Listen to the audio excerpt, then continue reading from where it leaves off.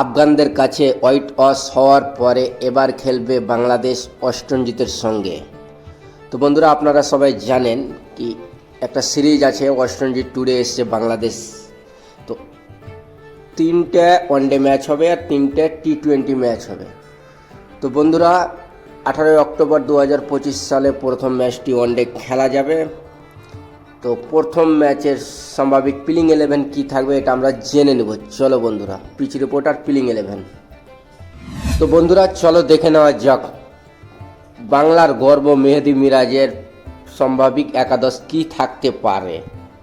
তো চলো বন্ধুরা, প্রথমে দেখে নেব পিচ রিপোর্টটা কেমন থাকবে। তো ঢাকায় খেলা হবে, ঢাকার পিচ খুব একটা হাই স্কোরিং হয় না, এটা আমরা সবাই জানি। আর এখানে অনেক বড় বড় টিমকে হারিয়েছে, যেমন কি ইন্ডিয়া, ইংল্যান্ড, অস্ট্রেলিয়া।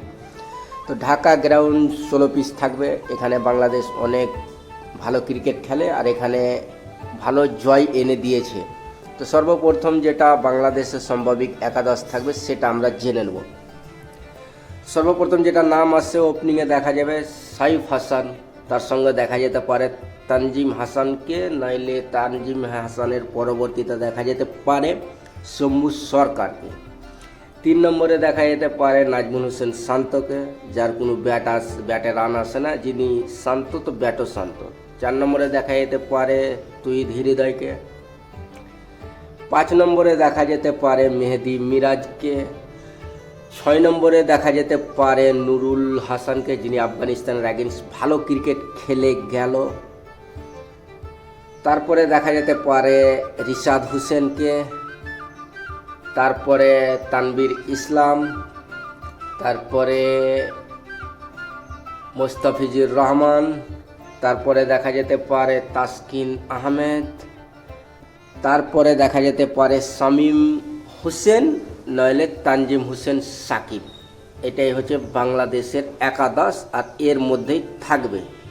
তো চলো বন্ধুরা, এবার আমরা দেখে নিই ওয়েস্ট ইন্ডিজের একাদশটা, যে 11 জন প্লেয়ার খেলবে। তো সর্বপ্রথম নাম আসছে, ওপেন করতে দেখা যাবে ব্র্যান্ডন কিং, ওর সঙ্গে দেখা যাবে অ্যাথানজেকে। নাম্বার 3-এ দেখা যেতে পারে কাইস কার্তিকে। নাম্বার 4-এ সাই হপ।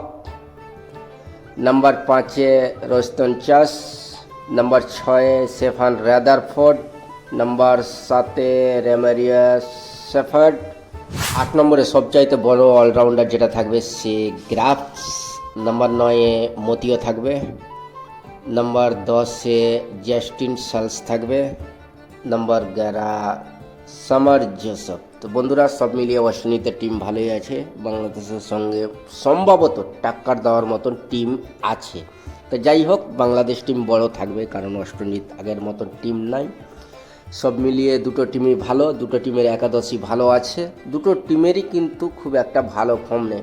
আর একটা জিনিস মনে রাখতে হবে বন্ধুরা, সেই হপ ইন্ডিয়ার এগেইনস্ট সেঞ্চুরি করে গেল, বাংলাদেশকে এটা কিন্তু লক্ষ্য রাখতে হবে, খুব হালকাতে নিলে হবে না। সব মিলিয়ে চলো আমরা লাইভ খেলাটা কালকে দেখব। আর চ্যানেলটাকে সাবস্ক্রাইব করো আর ফলো করো আর লাইক করো, ফলো আর সাবস্ক্রাইব করো বন্ধুরা।